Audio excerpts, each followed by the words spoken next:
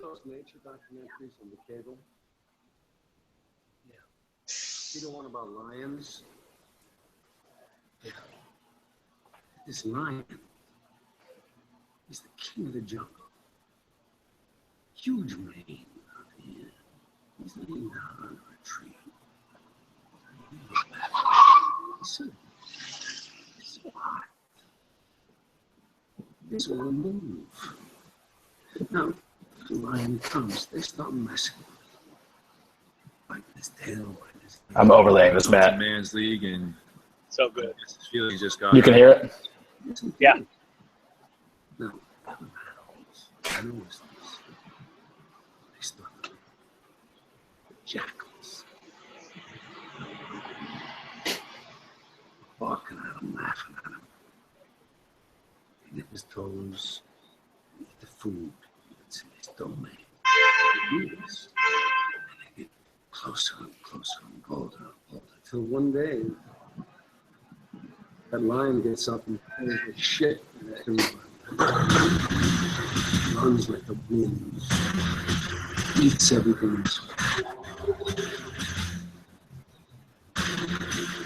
Because every once in a while, the lion has to show the jackals who he is.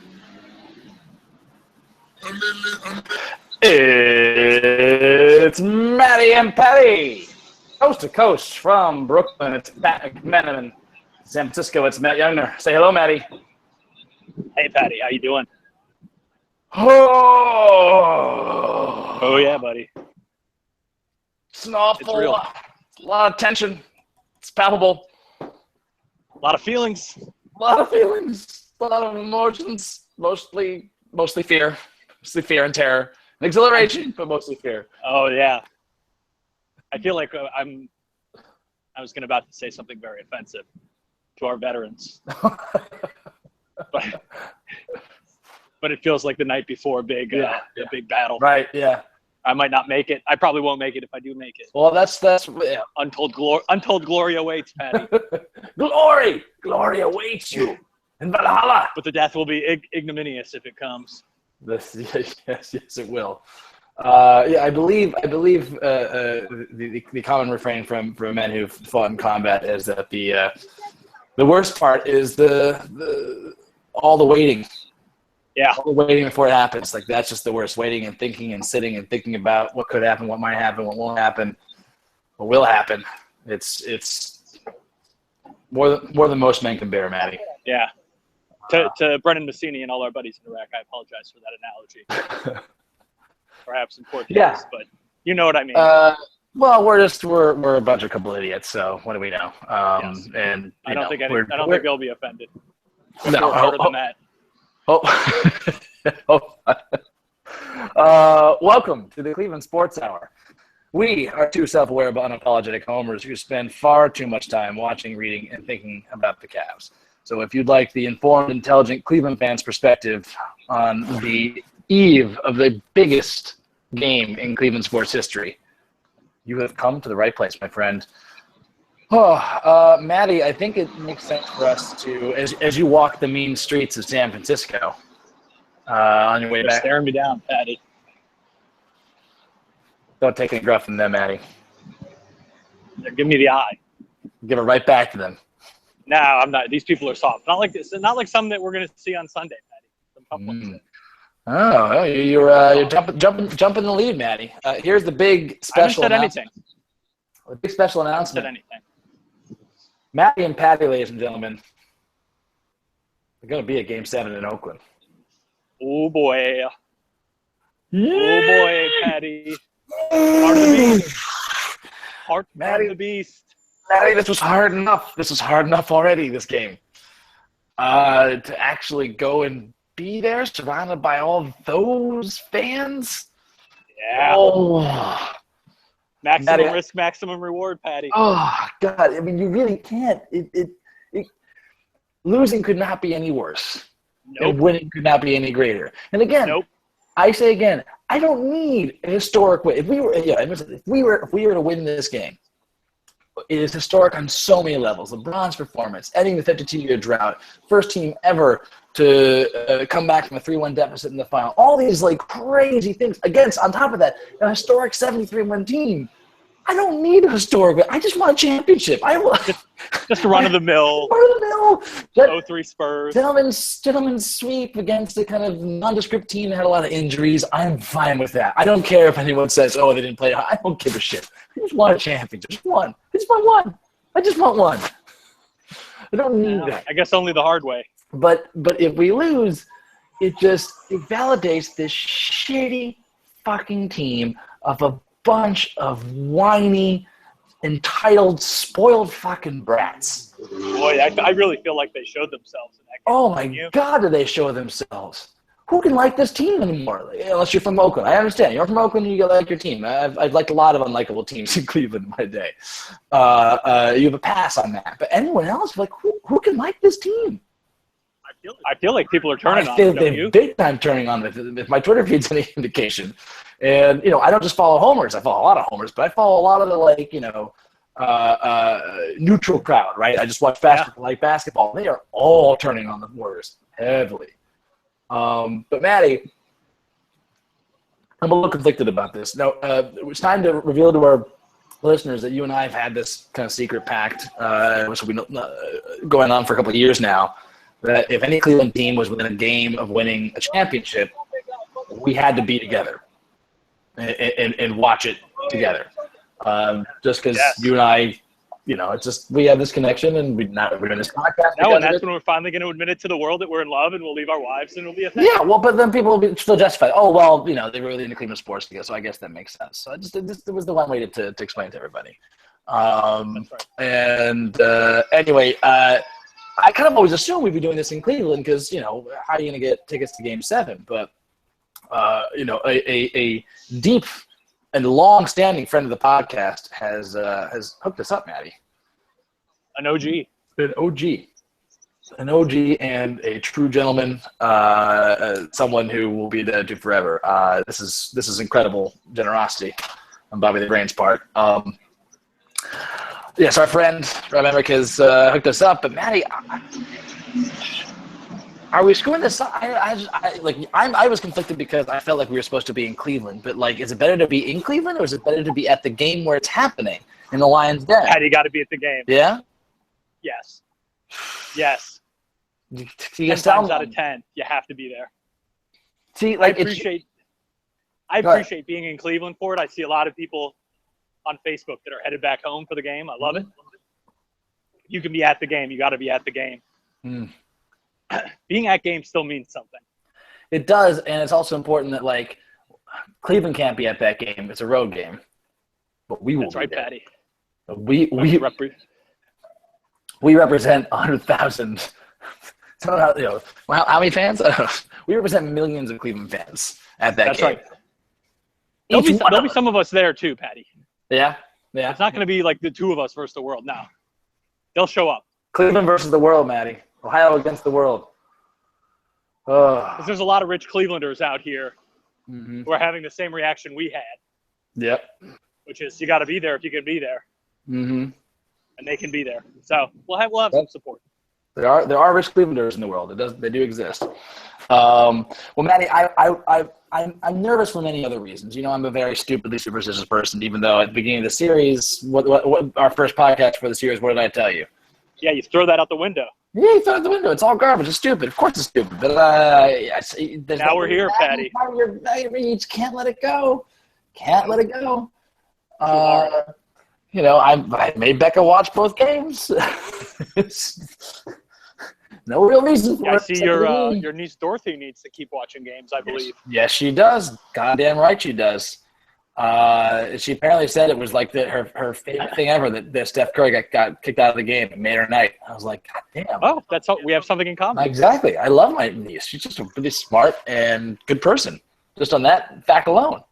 That's it. But Matty, so I have some reservations because I went to my dad to get his blessings on this. I told him, Dad, this is what I'm doing. Am I doing the right thing here? And at first, I'm not gonna lie, Matty. He balked. He said, I don't think you like my answer, Dad. Jesus, Dad, come on. He thinks you're choosing between me and him, though. I understand. No. That's not it. He points out to me. He says, "You don't have a great record of personal attendance at Cleveland sporting events." And what he's referring to, no Cleveland fan does. That's fair enough. But what he's referring to is that I personally witnessed the drive and the shot. Two of the worst and most defining moments in Cleveland sports history. I witnessed. However, Matty, I was there too, Patty. That's true. For both, or just the shot? Just the shot. shot. Still, we had that. Just the shot. And that was the defining, to me, moment of my sports childhood. Like, that's what the myth of Michael Jordan was created that moment, and that's why LeBron meant so much to us when we drafted him, and that's why this moment matters all the more. However, Matty, I pointed out to my dad quickly that I was also at the double overtime playoff victory over the Jets in 1987. That matters. That matters. I was also at the game where Clay Matthews stalled a drive number 2 against the Bills in 1989. Do you remember that game? Oh, yeah. We had a huge lead. We were just totally choking and blowing it. We did the prevent defense again. Jim Kelly was driving his young upstart Bills towards the game-winning touchdown. And threw an interception in the end zone with less than a minute to go to Clay Matthews to steal the game. I was also, as we talked about earlier in this podcast season, at the game. Albert Bell crushed a grand slam to stave off elimination against the Orioles in 1996. Yes.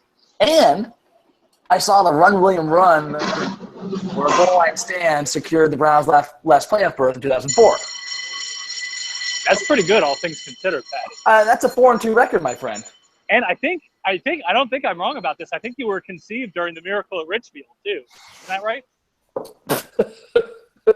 I know the years don't add up. I was doing math in my head. Maybe it was one of those just Dates stuck in there work. for a while and just kind of reached that random pocket where it was preserved all those years and then broke out. That could be the case. Something was conceived. But anyway, so upon winning my 4-2 record, my dad gave us blessing, and he thinks I should go. So it's done. My tickets are bought, Matty. I am coming down Sunday afternoon. I believe we're going to be there at the game with Rob and his brother. Yes. It's exciting. Not all in the same seats, but speaking of which, Matty, there's standing room only seats, you said, right? Standing seats? Some are. 2 of them are standing room. 2 are regular seats. Oh, interesting. I don't know that it matters. It's all upper deck. Interesting. So honestly, I think it's 6 to 1, half a dozen of the other. I'm trying to decide if I should do the standing one. Well, we can mix it up. We go standing? We'll mix it up, yeah. See what we like. I haven't sat down in 2 games, basically. I'm sure we'll have some superstition that'll kick in at some point in the game. Well, that's what I'm talking about. Here's another point of superstition, Matty. You and I haven't witnessed a single Cavs game this season. Nope. Not in person. We haven't been there to see a Cavs game in person this year. I can't remember the last time that happened for me. Time for me. I think it might have been before we drafted LeBron when I was in college and couldn't afford to just do this shit. Yeah. I don't know if I remember seeing one of LeBron's games in his rookie year. And I know we both flew back I flew back and you drove up from Columbus, I think, for Boozer's first game back in Cleveland. And I think I made a point of going to a game at least every single year. And this year, it just never didn't work out. And I remember thinking to myself, if we land in Boston, I'll go up and visit, Ned and Dave will go to a game.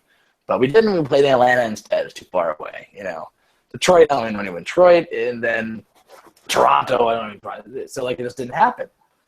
And I never believed. This is sort of incredible. So is that a good thing or a bad thing? I think I'm gonna go with good. It's got to be good, Patty. Right? It's not right if you don't. Because the whole point is it's like someone saying, "Oh, I missed the game and we won, so I can't watch the game." No, fuck that. What's the point of winning a championship if you can't watch it happen? That's right. So, and what's the point of winning if you can't watch it happen in person? Well, we have the chance. The high could be so high, Patty. Oh, but the low, Matty. Low, I don't want to think about. All right. Oh, God. That's all I think about, Matty. No, that's not true. I think about both. But, oh, God. Every time I think Slinking out of that stadium with a celebration going. Oh, God. Getting jeered by those fans. Oh. I might throw up. It's going to be bad. I might do something rash. Like Becca's already said, like, you know, she gave me that serious look and said, "Don't do anything stupid." No, just worried about. You can do a fight, getting stabbed, getting killed. I don't know. I mean, the good thing is that the prices for this game, it's a pretty high-end crowd. That's good. So a bunch of pussies. Good. Yes, that's right. Excellent. Might get beer spilled on you. That's about it. How are you handling the crushing weight of superstition and dread and anticipation? Like, did you get any work done today? Very little. Very little. I think I had 2 hours of productivity, maybe. Oh my God. I have 100 unread emails. I tried to answer them. They grew in spite of my answering these emails. Partially because I kept saying, you know, I have to check Twitter for a little while. I haven't read this Yahoo article yet. Ooh, it's good. I got to watch that Christopher Walken video. One for the 20th time. Oh my God, Matty. I want it pretty bad, Patty. I gotta say, it's upsetting to me and scaring me how much I want it, how badly I want it. Patty, beginning this podcast, you predicted Cavs losing 7. I did. But you know what I predicted? I think you said Cavs in 6. No, I said that eventually. What did I say first? You said you did. You initially said Cavs in 7. I said they're going to win at Oracle, and you're like, whoa. Oh, I meant to say 6. Yeah. Oh man, that's right. I'd forgotten about that, Patty. It's all like the superstition. I don't know what it means. I'm terrified. I could not afford to have an unproductive day at work today because I'm going to be out of the office so much next week, plus Monday now. It's just. I'm trying to figure out if it matters if the Indians win on Sunday or not. I don't think so. I'm not even sure I can watch them. I'm not even sure I can watch anything. No, I can't watch. It's like getting ready for a big. I'm not going to watch it. I'm just saying I've been tracking it. Oh yeah. I thought there was a correlation for a little bit. I love that you looked that up. I don't think we have to worry about that. Oh man, Thank God. I'm trying to know what superstitions I'm going to pay attention to, which ones I'm not going to, because all of them are meaningless. All of them are ridiculous and pointless and stupid. All that matters is the Cavs and nothing else. But I can't help it. Well, Patty, I probably got 15 minutes before I have to hop off. So do you want to talk about the thing that matters and the actual game? The actual game? I don't know. I don't know. I kind of want to talk about superstitions more. No, I'm just kidding. We can. Right, briefly, Matty, the kill list. It's all over the place right now. I have no idea who's where. Oh. No. It's in such flux. Steve Kerr making such a push. Such a push. He says, what did he say? I'm glad he threw that. I'm glad 3 of those fouls were ridiculous. LeBron flopped. Mad. Flopped. Called the ref for falling for it. He said some ridiculous fouls. A clean strip by Steph Curry, just mauling Kyrie up into the moment where he got a clean strip. Like, yeah, of course they're gonna call the foul once he gets this clean strip after he mauled the shit out of Kyrie leading up to that point. Right. Like, dude, the dude had it's sort of like that phantom foul on Kevin Love when Draymond missed the layup, but they didn't call it until the layup didn't go in. Yeah, exactly. Sort of like that. Yeah, except this one's a little more legitimate, that you foul the guy, but I'm going to let that was actually a foul. Go. Yeah, that was actually foul. I'll let the contact go. Oh, wait, no, but you're not getting a steal out of this. I'll call a foul now. That's what that is. I mean, what? The fucking gall of this team. They also complained about how, the Cavs just grab us and take us out. We're a rhythm team. They let them grab us and push. That's Golden State Warriors fucking defense. Yeah. That's how. Completely. All the articles were talking about how we're just stealing their identity and playing better than playing their game better than them.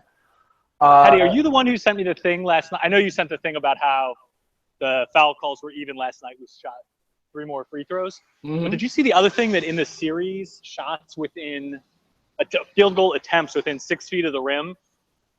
And it's like it was Clay, Draymond, and Curry. Each had, some number in the teens and hit shots, some number in the teens of free throws. And LeBron was at 50-something attempts and hit shots. He has as many attempts as all 3 of those guys combined. As all 3 of the big Warriors threes. Yes. And as many as free throws as each of them individually. Yep, combined. on those shots. He is going to the basket constantly. And he has as many foul shots as those guys. I mean, he's got 3 times. It's insane. Yeah. I just don't want to hear about it. I thought the officiating was fine in the last game. Yeah. I just don't want to hear about it. Do you think they're going to react to it? Do you think the refs are going to stay back? That's something I'm super concerned about. Super concerned about I am, but I also feel like Kerr kind of went – I feel like Kerr – I think he went too far. He named a ref by name. Which is like – that's a whole nother level. Yeah. I think they really don't like that. I think that's my exact strategy when I'm jeering them is to know their names and to call them out by name, and specifically what I think they're doing wrong. They don't like that. No. No, and they especially don't like it when an actual person who's relevant in their lives does it. Yeah, and also just given. I mean, that's the other thing. Like, I mean, Steph and the whole. I mean, it's a miracle they only got 1 tech. The way they were screaming, abusing the refs the whole game. And the Cavs are being kind. The Cavs get upset. They get there. But they're more or less being kind of cool. They're going over talking. They really mad, but all right, cool. Like they're being much more, mature about this shit. Yeah, Curry was really close to one earlier in the game. Oh yeah. I couldn't believe he didn't get it. Draymond, obviously, as he usually is. Just unbelievable. I'm mostly enjoying watching basketball Twitter just ruthlessly mock Golden State fans for bitching about the officiating. It'll be interesting to see how Draymond behaves in this game because he doesn't have really the threat of suspension, right? There's no – if he gets suspended, it's for the first game of next year. Doesn't matter. Now he can play – he can uncork his behavior a little bit, and he'd have to really do something for them to toss him. Yeah, they aren't going to do that. He's not getting a flagrant 2. No, that's not happening. So it's true. We do get the full Draymond in this game. So I'm a little worried about that, but I do kind of feel like, the NBA surprisingly only gave him a $25,000 fine. Everyone was speculating it was going to be a $50,000 fine because he named the ref. That just makes me think like, for Kerr, you mean? Kerr, yeah. Kerr only got $25,000. Yeah. I mean, that's a pretty standard. You criticize the ref fine. Oh, no. I don't think the name matters there, but naming them, I don't know. That's my own if it has any weight with the NBA at all, But Matty, I don't know how much that stuff matters. Curry's not going to foul out of this next game. That was a pretty guaranteed rare confluence of events, including Curry being really stupid and then not moderating his play when he was in foul trouble. He just kept going for these really lazy late swipes that will get you fouls. They're really risky plays that were low percentage. But Matty, this is the big key to me. This is the big key, not the officiating, because they called a kind of tight whistle, but otherwise like I get away with stuff. He decided, you know what? Fuck it. What I always say, right? Who gives a shit if they're going to call the game a certain way? Match them. Play on their level. Start grabbing guys, play defense the way they play it. They even did a couple of screens, bubble screens for 3-pointers like the Warriors did. And got us some shots. It was amazing. It was JR moving screen blocked both Klay Thompson and Steph Curry to sprint Kyrie for an open 3, which he drained. This is what we need to do, and that's what's so exciting about this team is that they are doing in flashes what they need to do. They are being tough and physical on defense. They are merciless in identifying the weak link on defense in Steph Curry and just running pick and rolls at him over and over and over and over again. If they're going to do the switch, fine, we'll switch on Steph Curry and we'll just drive it right at you. My big problem has been that we go away from that sometimes. And the hero ball has been we've been getting away with it. I mean, how many times did you say no, yes with LeBron? So it was less no, yes, and no. Like that sequence when they brought it back to 7 or 6 in the fourth quarter, and I was just like, this offense is just tanking, lazy, no movement, prevent offense. That I just hate. Now, part of that is they have so few guys they feel that they can rely on. That I think even for as amazing shape as LeBron, and I think he was starting to get a little gassed in the end of the fourth quarter, and was just trying to take possessions off a little bit. Yep. Which I say not as a criticism. I sort of get it. That's a thing. I appreciate shortening a lineup at this time of year. What you play 7 and trust 6, or play 8 and trust 7, something like that. Yeah. But Delly, Mo got in ahead of Delly. Dante Jones, Matty. Dante Jones had serious, impactful minutes. 2 of them. He was important. 5 of them. I don't know how long he was in. Was it 2 or 5? It's 2, right? There's 2 in the first half. I think he got some garbage time in too. Yeah. It was 2. There was the 2 minutes that mattered. Holy shit. But so, I mean, God bless Lou. He pushed all the right buttons, but those are not buttons I expected to be pushed. And to see, like, how crazy is it that Channing Frye has made almost no difference in this postseason? He's about equal to Mozgov right now. Yeah, he's just not getting on the floor. It's crazy. And one thing also, not what I expected.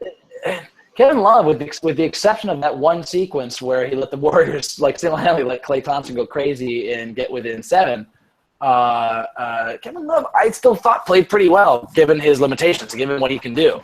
Yeah, he's getting lit up pretty good, but I'm glad you raised this because people are talking about his boards, but I don't have the luxury of going back and watching tape, but I wonder on a lot of this if he's missing out on boards. One, because he's guarding somebody that's pulling him away from the rim where he normally would be guarding a big man. Yep, it's 100% what's going on. So if he's on Harrison Barnes, he's just out away from the bucket. It just makes it tougher. And 2, if he's just boxing people out and allowing rebounds to happen. They're just being gobbled up by LeBron and Tristan and whoever else. Yeah. Because I know plus minus is, he had a great plus minus the other day. I know that's misleading, but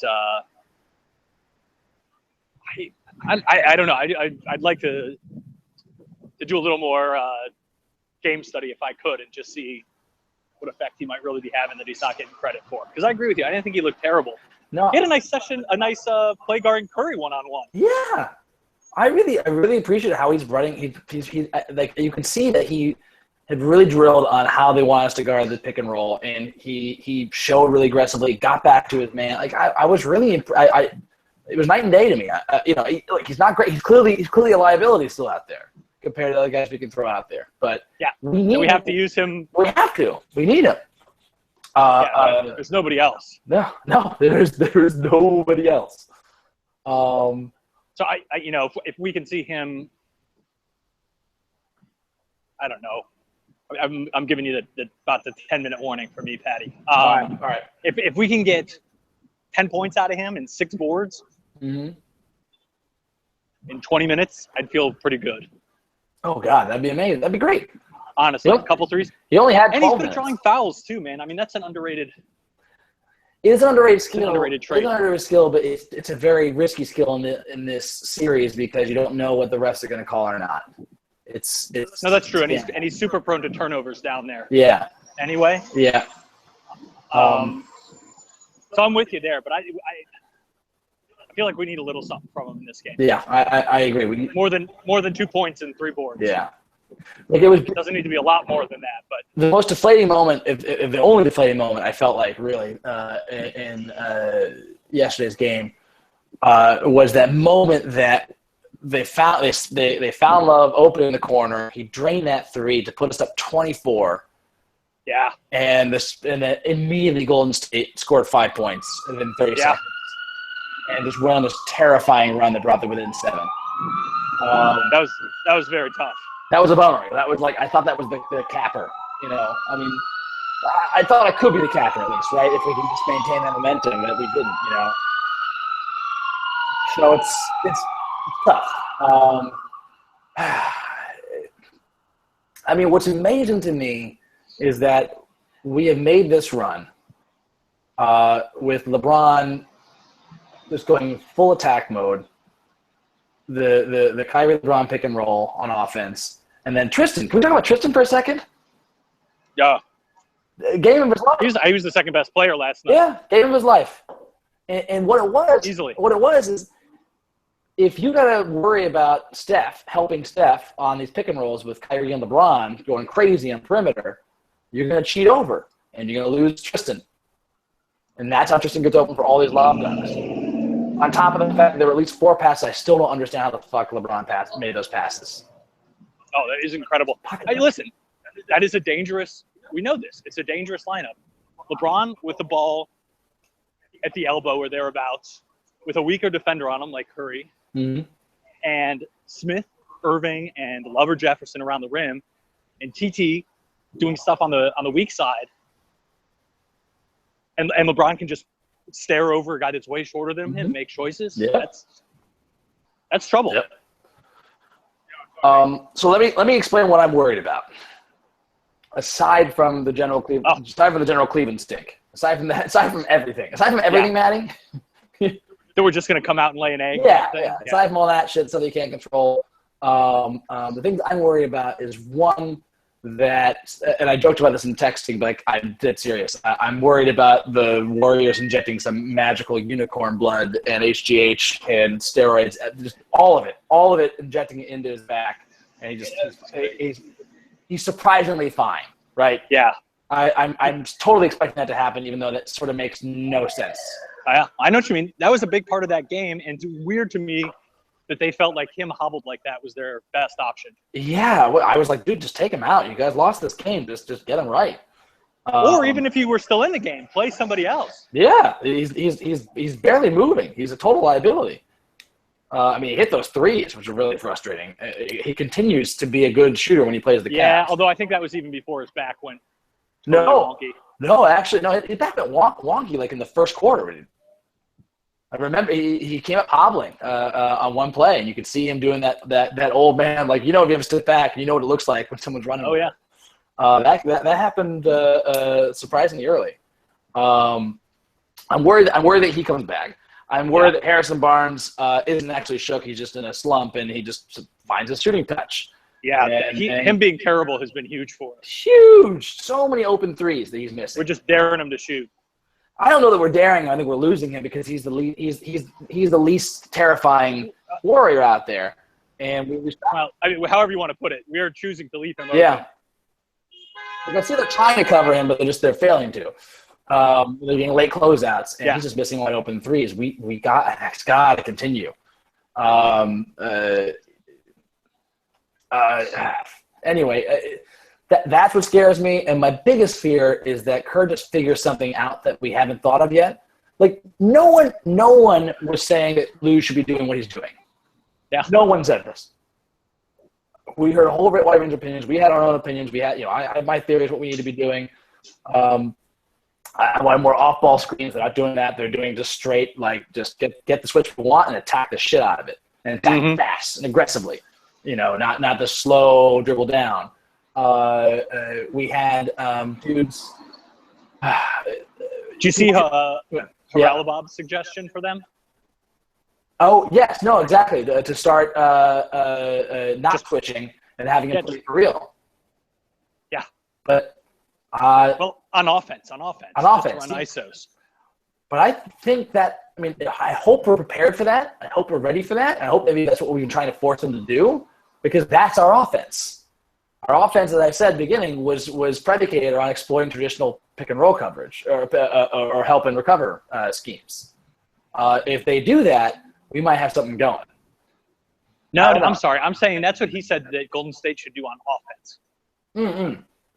I'm sorry. What Stop running pick and rolls and just run ISOs with everybody, because we have weak one-on-one defenders. Yeah, okay. So just let Curry take Kyrie, let Clay take JR. That's probably it. You can't let – and just jacket? Draymond's not going to take LeBron. No. But let Iggy take – we talked about that in the finals last year with whenever TT or what's his name, Deli or in Mozzie, where anyone's matched up one-on-one with him. It's like, dude, his best shot is just to play us off the dribble. Only LeBron's the only guy who can really stop him. Yeah, my big worry is that what it always is with the Warriors, right? That they can just put it together. Yeah. And and that they're not broken, or that we haven't broken them. They just had a couple of shitty games. Well, it worries me that Klay Thompson isn't even playing 100%. He was dogging it back on defense constantly, either trying to bitch at the refs or one time just literally he started at the same point as LeBron, dogged down the court, and LeBron raced down to get that no-look pass from JR. Yeah, on the oop slam. And can we just say for a second, holy shit, Matty. A no-look lob pass? Love it. And the guy I love JR. Elimination game? I love kidding JR. Me? He's a man of the theater. He knows. Something that did make me happy in that game was that Clay and Steph were not terrible from three. They're pretty good. No, they were actually terrifyingly good. Well, Clay had a really rough start, but then he had his hot stretch again, right? Yeah. Yes. Yeah, and I love the Cavs don't panic, don't shit their pants, and they just keep playing. You know, I didn't see a lot of panic possessions. There was a few in that big run that they had. Yeah. A few panic possessions. I'm just scared to death we get punched in the mouth at the beginning of this one and just don't have the and the crowd goes nuts, and exactly. Or we get too over the amp the way we were in game one, where we were falling down, like just so pumped. I want us to be calm and fucking ruthless. Like, I love LeBron's heel turn. There's some great articles, guys, you got to read by Chris Haynes from the Cleveland Plain Dealer about embracing the heel turn and making it like personal mission to destroy Steph Curry. And it's all turned on that, like, on that day that, you know, he called him a bitch, or I still speculate he was calling his wife a bitch or an ugly bitch like that. Like, it had the feeling of that. Like, it wasn't just that he said bitch. When Draymond did that. Yeah. And then the entire Warriors team just, like, sort of mocked and laughed him for two straight games. LeBron's like, all right. I'm going to fucking destroy you guys. Yeah. I mean, that is probably my greatest hope, is that Scott, another one of those games in him, and maybe even another level within that. I it's asking too much. It feels like, but it also feels like exactly what we're going to need. Yeah. He was incredible. He was. It's fucking unbelievable. But here's the bottom line, Matty. I know we're running out of time. We'll try and wrap this as fast as we can. This is the high stakes, huge reward, huge crushing, bottomless defeat scenario that we're in right now. All of this is forgotten if we lose. No one will remember any of this about how amazing LeBron was in this series. Just like no one gives him any credit for last year anymore. The only thing that could change it is if he happens to win MVP still. Even then, people will Nah, because then it's a big historical. I mean, that's only happened once before. It's so rare. It's true. That's the kind of thing that really sticks out. It's true, but it cuts the actual importance of what he did in half. And won't give it the same weight. And it locks in the Warriors as this great unbeatable team. It puts them in the greatest of all time conversations instead of the whiniest, bitchiest team you ever saw of a bunch of fucking entitled children of millionaire NBA stars posing as underdogs. That's what's at stake, Matty. Jesus. Oh, I know it. Do I give you your final kill list? Top three? Yeah, I'll do top three. Not enough room for five. I think Curry's number one for me now, man. Mm-hmm. I never thought I'd say that. Yeah. I thought it was Draymond with a bullet, but I think it's Curry 1, Kerr 2, Draymond 3. Yeah. Yeah. With Clay nipping at his heels. I'm in 100% agreement with you. And a word about Steve Kerr.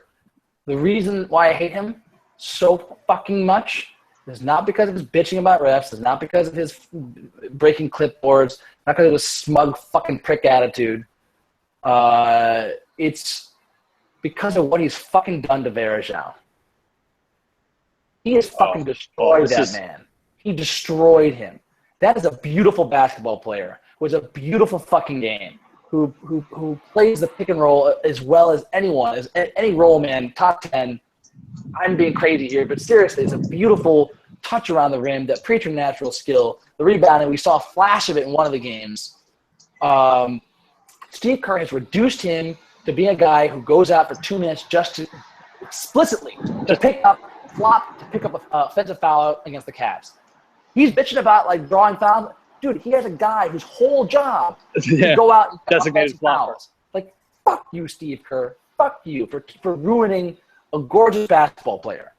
Like, that was, he played beautiful basketball, and now he's a fucking ham of a heel. He's basically a caricature of himself, a caricature of his worst trait.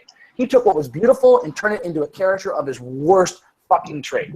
He's essentially he's Roose Bolton in Game of Thrones, who took Theon Greyjoy, who had a few good qualities. Theon Greyjoy is, that was always kind of a shit, but whatever. Theon Greyjoy had good qualities. Roose Bolton took Theon Greyjoy's worst qualities and turned him into fucking reek, and that's what Anderson Varejao is now. He's fucking reek.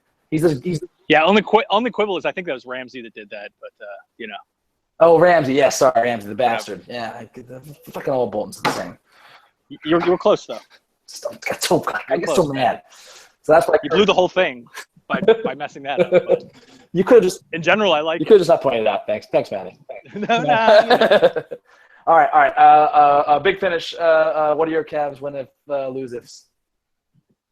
Jesus God, Cavs win if LeBron is the best player on the court for the game. Mm-hmm. They win if they have less turnovers than the Warriors. I know I'm constant on that, but I think that's super important. And they win if they hit at least 12 3-pointers. Huh. I'm going to go same if LeBron's great. I'm going to go 2 if Kyrie is the second best player on the court. And 3, I'm going to go with the Warriors are still shook. And the thing is, like, Warriors still being shook, Matty, means they hit a shit ton of threes. Like, they were shook throughout that game. Yeah. And they you're right. And they can still win a game being shook because we can choke, we can blow things. But if the Warriors start getting sloppy and throwing the ball, I mean, that's sort of captured in my turnover thing. That's when they get if they get like that, they get turnover happy. So another way to put that is if the Cavs are continue to play that aggressive manhandling defense and throw them out their rhythm, right? Yeah. Yes. That's the thing. And we could lose if 2 of these things happen. Like the Warriors, just all of them start to go off from 3. You know, if Iguodala shows no ill effects from his back and Harrison Barnes refines his stroke, or some other random ass bench guy has a freak game like they had in games 1 and 2. That's what's frustrating. There's a lot of ways for us to lose, Matty. Still. Yeah, if they get it all back like that, then for us to win requires Irving goes nuts. JR hits 5 to 7 3-pointers. Kevin Love gives us a low-scoring double-double. We somehow get another 20 points from our bench. Like it's just a lot. That's a lot of stuff. TT gives us 10 points and 15 points. Like this is a lot. That's a lot to start. So much has to go right, and so much has gone right in our wins, and that's the problem. Like everything has to go right. Yeah, you know, I had this moment. We didn't get to talk about this after game 4 because our schedules got goofed up. Yeah. But I had as down as I felt, I had a little bit of confidence in that game because I felt like a lot of things went against us. Yeah. We missed a ton of free throws. We shot particularly poor from 3-point range. Mm-hmm. And I felt like a couple breaks went against us. The ball, a call here or there. I was like, it should have been a lot closer than it was, and honestly felt a lot better than the final result did. And I felt like that could turn. I still don't feel like we've had everything go our way in these last 2 games. No, so many crazy bounces have been going against us in these games. Like that against us, and while Kyrie and LeBron certainly went nuts in Game 5, we didn't play a great game in other aspects. Yeah. Kyrie didn't shoot great. What, in Game 5? Last night. Oh, sorry, yeah, last night. Yeah. He shot all right. He was 7 of 18. Was he? That's one thing we didn't talk about briefly, man. But just like, how is Kyrie? He seemed to roll his ankle a little bit towards the end. Yeah. Disappeared. I didn't like his answer in the press conference either. No, I didn't either. That's a big fine, word. But, because I don't know if we can win an entire game if we can't have Kyrie and LeBron putting the pressure on. If Kyrie's ankle's hobbled and he can't do that magic that he's been doing, if he plays the way he had to play last year's playoffs, our strategies just I don't know, man. No, we're in trouble. Then you need a miraculous, like Kevin Love has to become Kevin Love again or something. Yeah. Something that literally seems impossible. Yeah. The only hope that I have there is if they're playing small lineups and he's got he should be able to crush Harrison Barnes in the post. Yeah. He should be able to not crush, but do his own against especially a hobbled Iguodala. Yeah. Like Draymond's the only one that I really like. You can't handle him, but if you got Draymond, especially if Iggy's hurt, you get Draymond's the only one that can guard LeBron at that. Exactly. And he can't really guard him that well. Not one-on-one. No. But I don't know. So I agree with you. I mean, I hope to God Kyrie's okay. Yeah. Because that is we really need to count on things that I am scared to count on if he's not. Yeah. All right, Matty. What do you want to lay out a prediction? I mean, I really think they're going to win. Yeah. Yeah, it terrifies me, Patty. That is a terrifying Absolutely thing. terrifies me because I'm just like, well, it can't happen. I really feel like it's going to, and I can't believe it. I don't want to let myself believe it. I'm fighting against that constantly. I'll say this. I'm not going to believe that we can win this game until it happens, until the last second ticks off. I don't care how many points are up. I'm not going to believe it until it happens.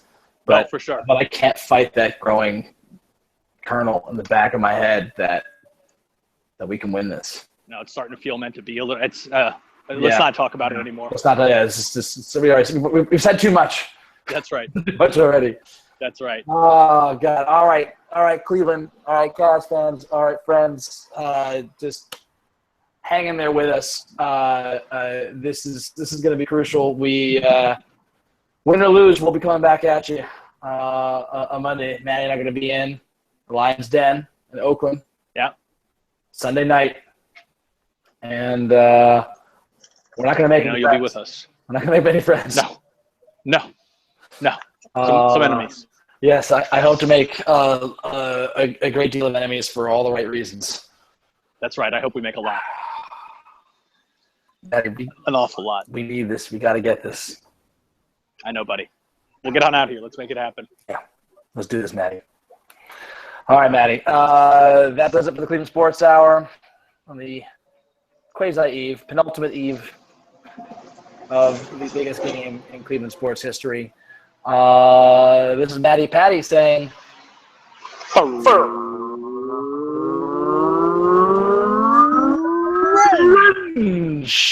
Yep. All right. All right, Matty. Go Cavs. All right, buddy. I'm just getting home, so I got to